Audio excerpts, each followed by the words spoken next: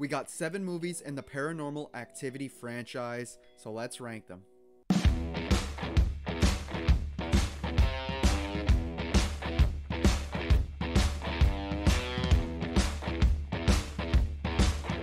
Hey guys, welcome back to the channel. Hope you're having a good one today. I'm the movie ranker, and today I'm ranking all 7 Paranormal Activity movies from worst to best. Now, I've only ever seen the original before going through these movies, and it kind of surprised me because, for once, I'm not a big fan of supernatural flicks. I've said this multiple times on the channel. Sure, there's a few good ones, but for the most part, it's not my genre. But I do love the found footage genre, so this one was contradicting for me. You know, 2 subgenres, one that I love, one that I'm not a big fan of together. So, but yeah, this franchise surprised me. It's not as bad as I thought it was going to be. Sure, there's a few stinkers, but it's better than what I thought. So, without wasting any more time, let's dive into this ranking. So coming in the last place at number 7, I had to give it to Paranormal Activity, The Ghost Dimension. Oof, easily the worst of the franchise. They do the biggest mistake of all, and that's showing us the entity, the demon. And it's like, it looks almost like Venom. It's like this black goo stuff going around the house and that, and they have this stupid camera that only this camera can see the ghosts or whatever because it's specialty built, which I thought was really dumb. These movies obviously aren't supposed to be grounded, but this one really went too far, I feel, in that sense. And yeah, the CGI just looks terrible for the monster, which in turn makes it the least scary out of all these movies. I don't know if there's even a shred of tension in here.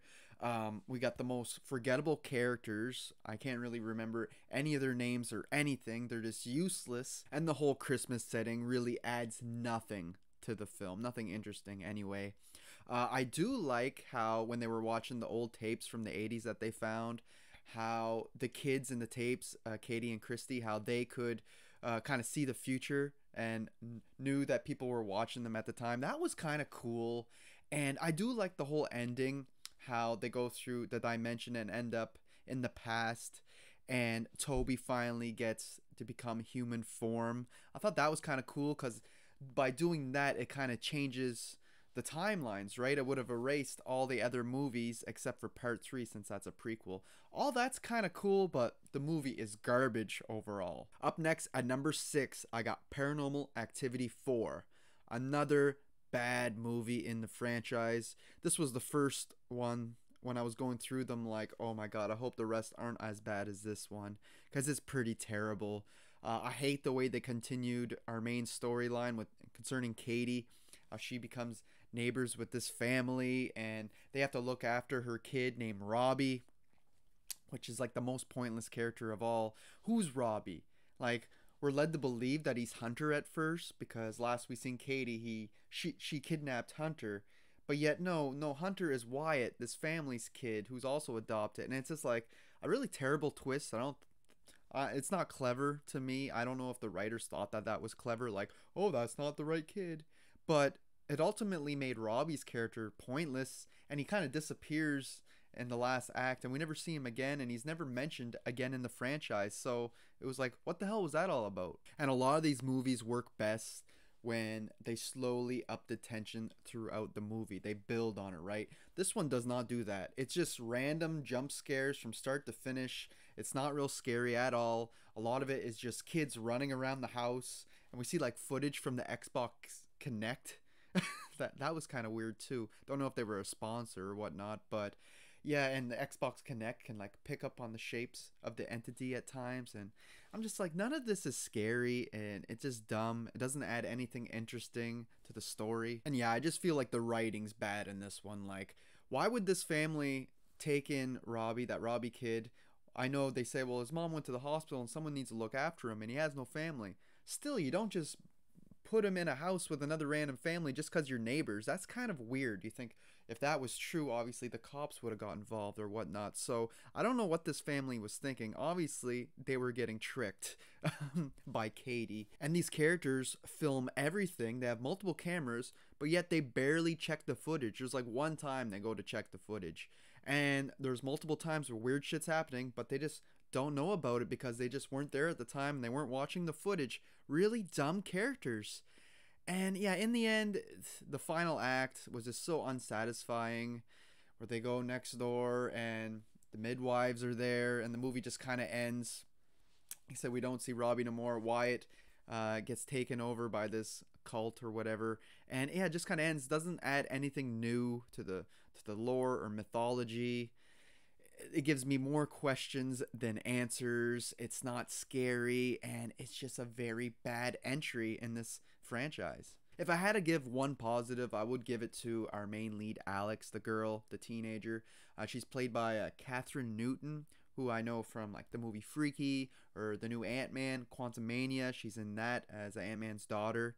I think she does a good job for what she's given, and she's fun to watch perform as this character. But aside from that, I don't care about this film.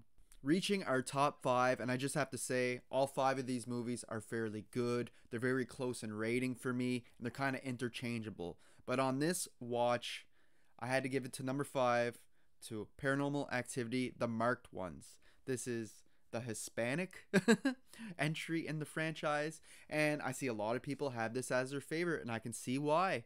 It got a good story structure, a bit more well written in that regards. It feels more like a movie. This and Next of Kin are the only two entries that kind of feel bigger and have a more fleshed out story and characters in that compared to the rest of these flicks. It's just a fresh take on the franchise with likable characters for once and an interesting story. I really like the first half of the story here and the mystery surrounding it, with our main lead Jesse having a neighbor who people suspect to be a witch or like something weird about her, and she ends up getting murdered, and one of his classmates is seen fleeing from the scene and all this, and they get involved and start investigating, looking through her house for clues and stuff. All that is super interesting, and you find out she had different spells and stuff written down, and she's definitely involved with this paranormal activity. Also, how they introduce the lore of the marked ones, how people are marked before they're even born while they're still in the womb, for when they reach a certain age, I think 18, that yeah, they can be possessed or taken over by this entity. All that is awesome.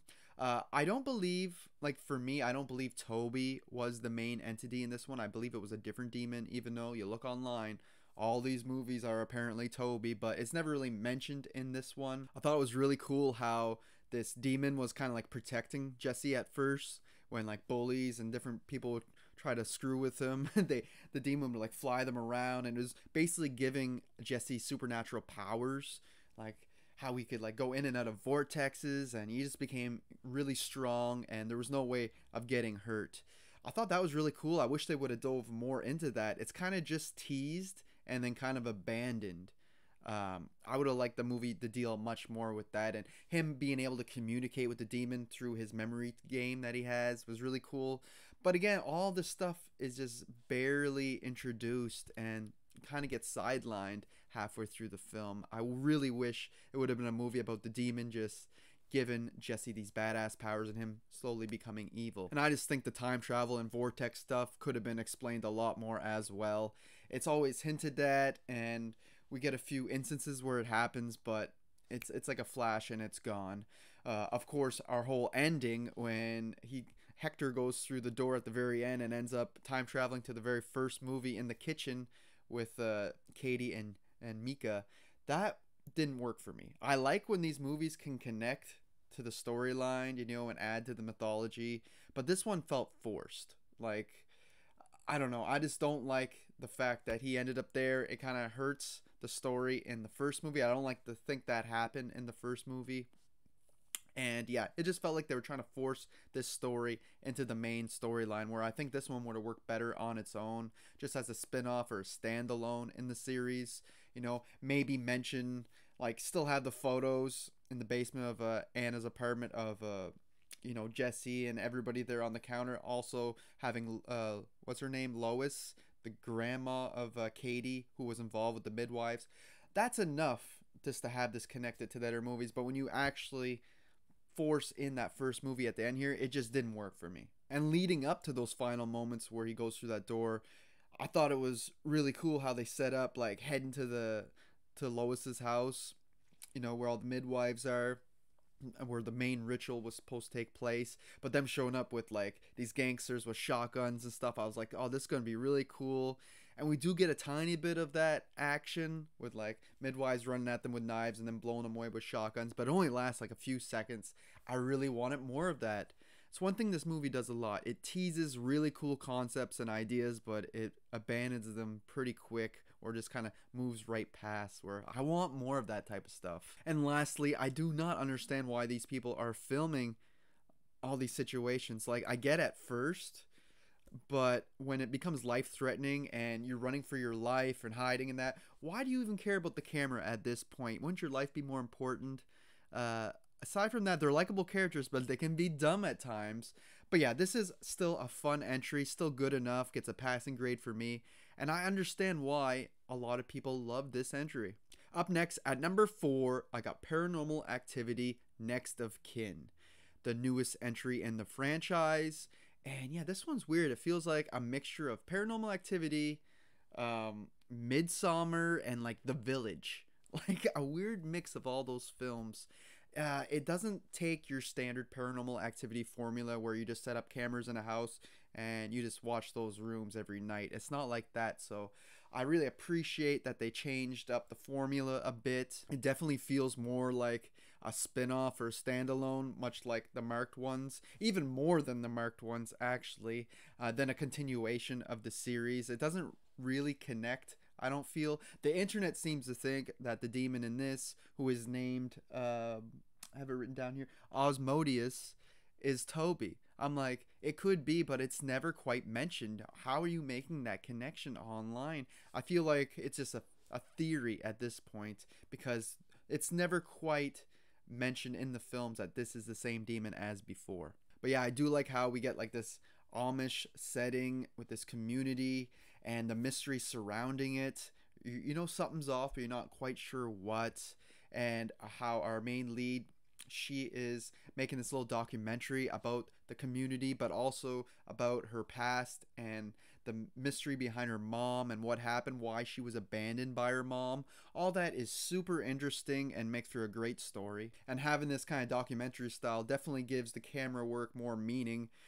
There's a reason why they're going around filming all this stuff. They do break the found footage rules a few times with, certain angles not seeming like it's found footage and some slow-mo effects with a couple of the kills in here, which I thought was cool. It was a cool little style that they added, but it does kind of break the rules of found footage. And like I said, this is a demon called Asmodeus, which, like I said, the internet seems to think it's Toby, but I don't. Not just because they don't mention the connection, but also because this demon has much different motives and weaknesses. There's a whole different lore behind it. I like how these Amish people aren't really Amish, how they found a way to keep the demon trapped inside this bloodline of these women. And, it keeps the demon subdued. And if it was released from that body, it would be able to spread across the town, make the whole town mad. So I like all that, how they're seen as bad for most of the movie, but you get where this community is coming from and why they're doing the things they're doing. This movie also looks the most polished. It actually looks like it has a big budget compared to the other films. It unfortunately lacks scares, though. There's not a whole lot of tension. There is one scene with the hole in the church that goes down really far and dark. That is obviously very tension filled and the highlight of the movie when it comes to the scares. But for the most part, there's not a whole lot of paranormal activity happening in this film. Not like the others anyway, with doors moving and stuff. There's not a whole lot of that here. There's a little bit, just enough. And I know horror movie characters are pretty dumb most times, but these ones, I like them, but they're incredibly stupid. Like I mentioned, that hole in the church covered in blood around in that. It's like, let's go investigate. Let's go down the hole. Let me connect myself to this chain and go down. It's like, why? Are you crazy? And they had multiple chances of getting out of this town, but yet they don't. I get they want to make this documentary, want to find out answers, but at the same time, you see the life-threatening situations you're being put in, and just get at a dodge, There's no reason to stick around this long with this shit happening. I do really like the ending of this one though, how the curse is kind of broken, the demon gets out of the woman and spreads and makes the whole town mad, burning things down. They're killing each other, and we get that awesome ending with the cops showing up and it taking the cops out too, and heading into town with the cop car at the very end. It's like, what is this demon gonna do? How far is this gonna spread? It makes for an awesome ending and kind of makes me curious if we'll ever get a sequel or a follow-up to this entry, because that was pretty cool. But yeah, a pretty good entry. It stands apart from the rest of the franchise in different regards. Could have been a bit more scary, but I did like the story in this one. Reaching my top 3, I have to give it to Paranormal Activity 3. Now, I know this is another fan favorite, and I get it. This movie does a lot of things the best in the franchise. Just a few things that hold it back for me personally. But for one thing, I think this is the most scary and most tension-filled of the whole franchise. Aside from the original, I think this one does it even better. A lot of freaky scenes in here, especially with the whole Bloody Mary scene with Katie and that other guy in the bathroom with the lights off. So creepy. And there's multiple moments where you're like, oh shit, this is skin crawling. This one plays out like a cool little prequel showing the events of when Katie and Christy were younger, when they were kids. And when demons evolve with kids, that always kind of ups the stakes. And Christy befriends this demon, and we find out his name is Toby, which is a name that's used throughout the rest of these films. And I like that we get to know a little bit more about the demon, a little bit more about the kid's background, and it's all handled very well. From Toby messing with the whole family, to when Christy won't listen to him no more, making her sick and tormenting her sister Katie until she gives in. It just makes for a really interesting family dynamic, and just watching all this play out, and especially having a camera on a fan that can rotate. Isn't that so cool? When you're going here, the camera got to come back, and there's probably going to be something crazy happening in that room when the camera turns back. It just really ups the tension. And like I said, this movie has potential to be the best in the franchise. Maybe over time on rewatches, this will become my favorite. But there's just a few things keeping it down. One thing being all the major plot holes and inconsistencies with the story regarding the stuff we already know going into this that gets changed. One thing is in the first Paranormal Activity, Mika mentions that, about Katie's mom. And I'm like, yeah, but at the end of this movie, Katie's mom dies.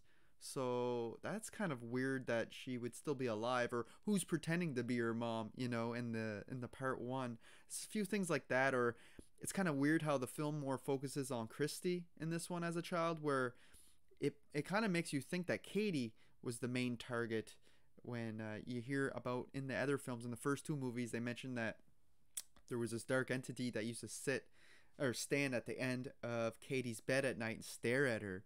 And while Christy could see it and never really mess with her, while in this movie it's really more focusing on Christy, even though it does mess with Katie. It's just odd that they did that. You would figure the focus would be more on Katie in this film. I just find it very coincidental that the dad is filming everything, and this is in the 80s. It's like, really, you're going to do the same thing that Katie and Mika did, and the same thing that her sister and her family did. I know this is in the past, it happened first, but it's just like, come on, that's kind of ironic, a little coincidental. And also how, what the hell happened with the house fire that was mentioned in the other movies? I don't know. It's just so much little changes and things that just aren't explained. Sometimes this movie gives me more questions than answers, which is weird for a prequel. I know that the midwives can, and this demon and that, with their process, they can have memory loss with their rituals and that. So maybe their childhood's memories are all mashed up and changed and stuff. But it's just not satisfying, the little changes that happen in here. And finally, I just don't think the finale quite works for me. The whole movie is so terrifying and scary, but when you get to the end at the grandma's house and you find all the midwives and that there's this ritual about to happen and the mom dies, they end up killing the dad and like breaking his spine and everything.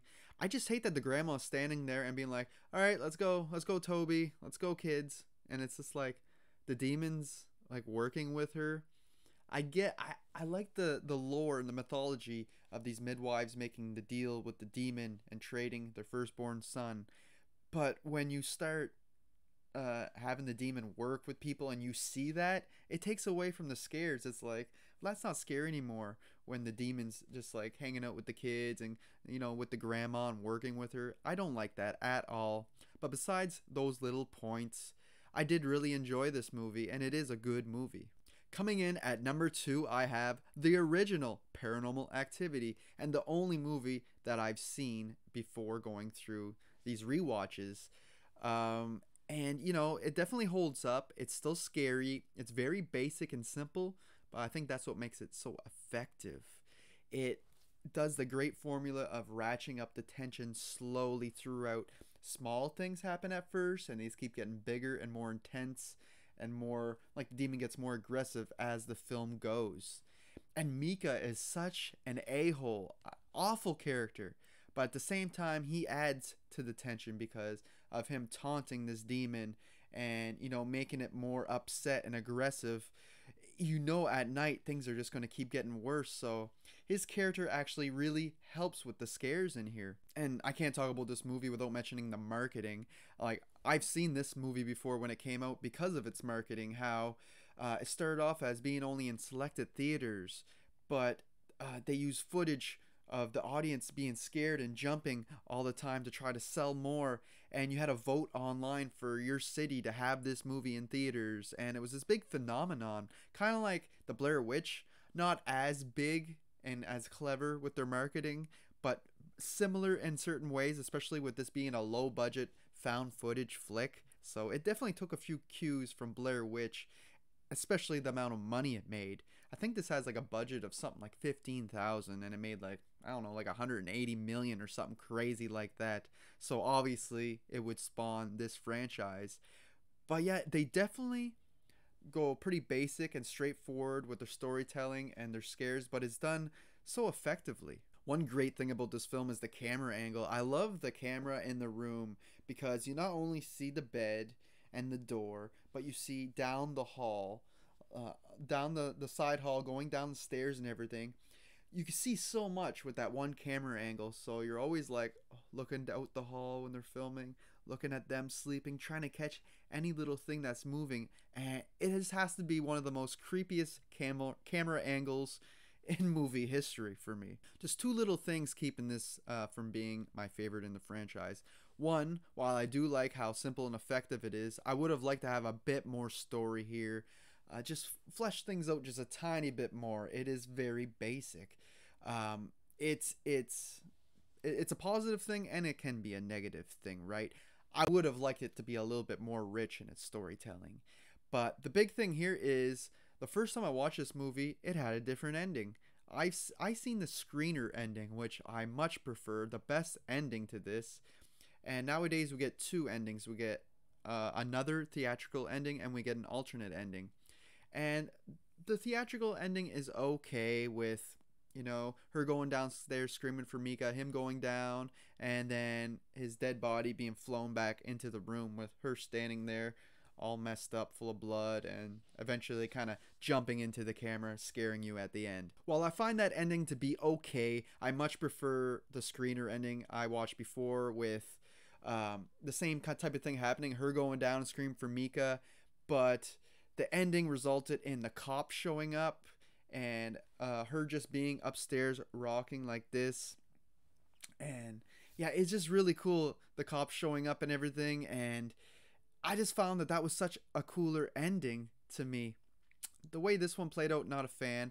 I much prefer them keep the screener ending, but besides that, a really well made, effective, low budget horror film. But for me, coming in the first place, I had to give it to Paranormal Activity 2. I feel like it takes the formula of the first movie and just really ups the stakes a bit, adding a whole family in here. We got an infant, which, you never want to see an infant or a baby. You don't want to see anybody get hurt, but it really ups the stakes when you put a baby in here. I love all the added lore in here and its connection to the original. How we find out that people can make deals with demons for wealth and power in exchange for their firstborn son. Of course, Hunter being that son in this film, the infant. So yeah, that's all really cool. And the way it ends with this family, the dad kind of doing an exorcism on his wife, which is Katie's sister, Christy, you know, and transfers this kind of curse onto Katie. I thought that was really cool. I'm like, oh, which ties in to the first film because this is a prequel to the first film. But it really backfires on him because, as we know, at the end of the first film, Katie's possessed, and it shows the ending of that film in here. I love that, how Katie comes over, kills Daniel and her sister Christy, and takes Hunter, kidnaps him, and leaves. It's just such a bonkers, like, crazy ending. I absolutely loved it. It actually makes the first movie much better, in my opinion. It's just a great sequel when a sequel can do that, especially explaining how the picture of Katie ended up in their attic in the first film, because we see in here Daniel burning the corners and that, and it's just so cool and clever. I don't quite think it's as effective as the original when it comes to the scares and the tension build up. They're still there. It still has its moments, like with the dog, when the demon gets involved with the dog and hurts it. You're like, holy shit. Luckily the dog doesn't die though, it just ends up at the vet with a seizure. All the scenes involving the basement, from, you know, when Christy's going down there with the demon and then her coming up possessed, to the whole ending when the lights go off in that and Daniel has to go down with his night vision into the basement and fight off his wife to eventually do the whole reverse ritual thing. Just very tension filled moments. They're just not as consistent as the original film. It might be due to multiple cameras all over the house, and we get a lot of moments in the first half of this film which can be a little bit dull, just kind of watching the footage and not much happening. But the movie really does pick it up in the second half, and I absolutely loved it. Loved its crazy ending. Like I said, all the added lore mythology, it made the original better, and to me, this is my favorite Paranormal Activity movie as of right now. So there you have it, guys. There's my ranking of all 7 Paranormal Activity movies. My ranking's not the right ranking, especially since I've basically only seen these movies for the first time like last week, aside from the original. So my thoughts could change over time and on rewatches, but for now, this is my ranking. There's 5 good movies and 2 stinkers. Let me know what your ranking is down in the comment section of this video. Some people have part 3 as their favorite, some people have the original, some people have the marked ones, some people even next of kin. So I like when franchises can have multiple different types of rankings and everybody's different. It makes it more fun, you know? You can also follow me on Letterboxd and Instagram. I always have links to those in the description of this video. Hope you guys enjoyed this, and until next time, thanks for watching.